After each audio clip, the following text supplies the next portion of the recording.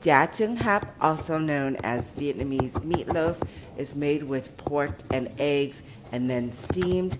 It's usually served as a side dish with pork chops and broken rice.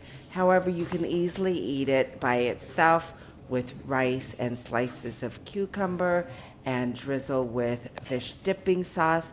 It's the ultimate comfort food. So start off by soaking your wood ear mushroom in warm water for 5 minutes and do the same thing with your cellophane noodles. Then you slice the wood ear mushroom and then cut the cellophane noodles into 1-inch strands. Find that cutting the cellophane noodles with scissors is the easiest way. Add them to your ground pork and then add 5 eggs.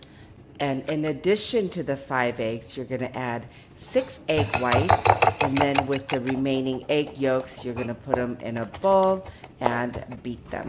Chop your garlic along with your shallots and add it to the mix. And you're also going to add shredded carrots. What's interesting is that this mixture is very similar to one that you would find in the Vietnamese egg rolls, along with the pork mix that you stuff in tofu. It's a pretty standard Vietnamese filling mix. And obviously with each dish, the proportion of the ingredients will vary. Add mushroom powder, kosher salt, fish sauce, black pepper, and sugar, and mix everything together. You don't want to over mix, otherwise the meatloaf is going to get too tough. Add your chopped green onions and then gently fold it into the mix along with chopped cilantro.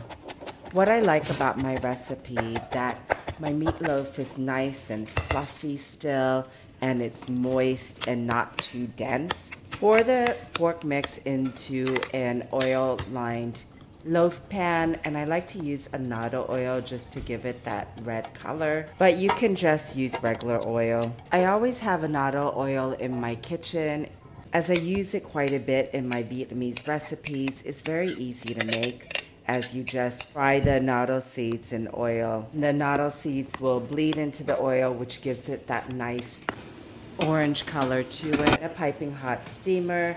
Steam the meatloaf for 60 minutes. Then remove your meatloaf and then pour your egg yolk mix onto the top and put it back into the steamer and steam it for an additional 20 minutes. And then once it's done steaming, remove it from the steamer and let it sit to cool for 15 to 20 minutes. Then cut and remove the meatloaf from the pan. I actually didn't follow that instruction and went ahead and cut it shortly after I removed it from the steamer, only because my family was super hungry and they wanted to be fed right away. Once you remove it from the pan, then you're gonna slice it into individual portions. If you cannot finish the entire loaf, you can always freeze it and save it and eat it for later. Today I am serving it with my pork chops and my rice, and I love eating my pork chops with eggs sunny side up. Drizzle some fish sauce and enjoy.